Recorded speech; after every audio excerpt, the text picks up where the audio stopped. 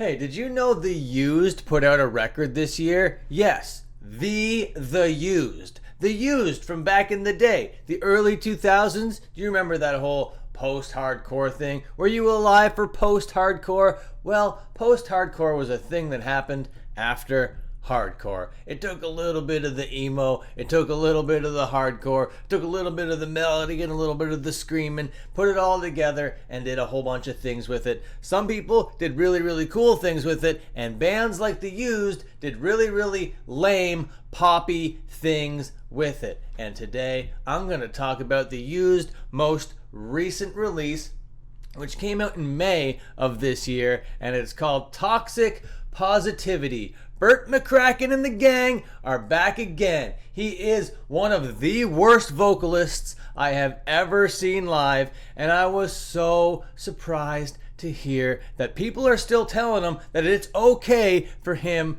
to go out and do what he calls singing. Alright? Hey, how's it going? I'm the friendly neighborhood gatekeeper, Dan Frampton, and today I'm gonna review The Used Toxic Positivity on my rating scale, which goes from -2 stars all the way to +2 stars, okay? Now, I've already given a little bit of it away. It's not going to be the most positive record, even though the record is called Toxic Positivity, but we'll get into it track by track. We'll go down, but before we do, how's it about you give me a little like, you hit a little subscribe. If you want to join the channel, become a member of the secret society, hit the join button. You get exclusive badges, emojis, and content. And you know what? I'll even put you on this graphic.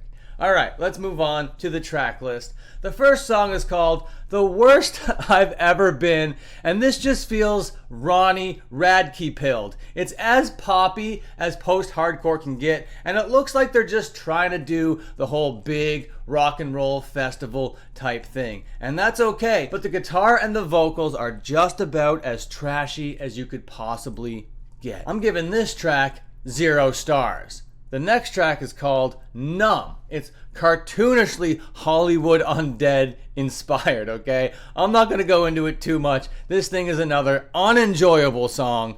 0 stars. We're moving on to track number 3, and this is my favorite track on the entire track list. This thing is called I Hate Everybody, and it's like, hey, is this Charlie Sheen again? Why are you doing Hollywood Undead stuff all over again? And the synth line just doesn't fit. The lyrics are so cringe, and you might be like, hey, it sounds like you don't like this. You just said you do like this. But the tone on that synth and all the decisions made on this track are so funny, okay? This song is fun bad. It is so bad it's good. I absolutely love it. I just had such a good time listening to it. I gave it a full 2 stars for how funny it is. Oh my god, I hate everybody. It's so hilarious.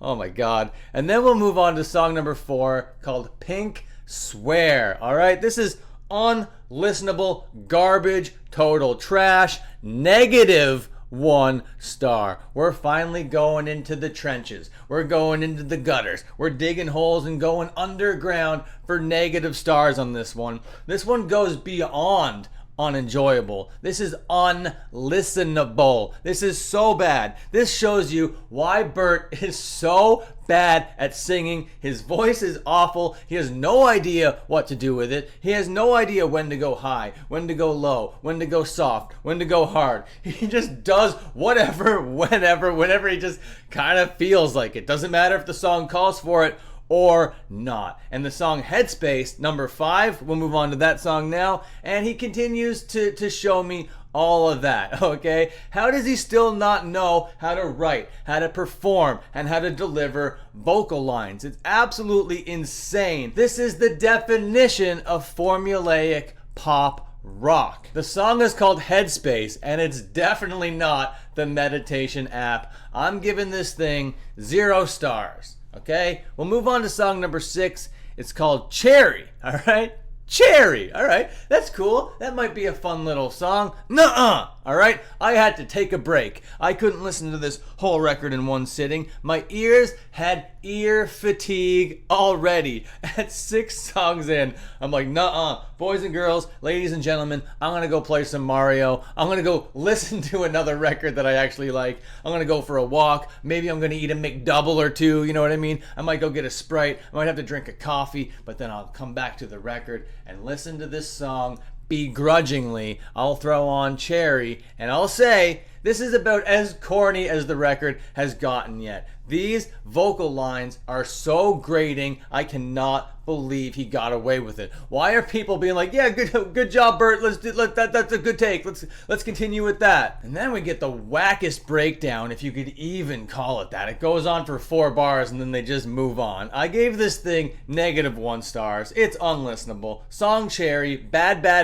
But then we'll move on to song number 7 called Dopamine. And this is just like Disney post-hardcore. What are you guys doing? It's almost AI written. Boiler meet plate. I gave this thing 0 stars. And then we'll move on to song number 8, Dancing with a Brick Wall. And this is just a quick little post-disco core track, if disco core is even a thing. And it's a great idea, you know what I mean? To have those kind of hi-hats going, have that kind of groove going, that kind of disco type flavor in a post-hardcore pop rock type sound. That would really work if handled by a more talented band. But unfortunately, this kind of idea was handled by Bert McCracken and the gang. 0 stars. This thing sucks. And then we'll move on to song number 9 called Top of the World. And this message was brought to you by the fine people at Ronnie Radke Industries. This guy's really picking from some real interesting places for inspiration. Ronnie Radke and Hollywood Undead. 0 stars. Obviously, 0 stars. We'll move on to song number 10 called House of Sand. And this is great. This is acoustic Bert McCracken. What is the best thing you could do for vocals like this? Vocals that you want to hide. Vocals that you want to bury. That's right. Strip back the instrumental. And that's what they did. They made it nice and intimate. You want to hear how bad of a singer this guy is?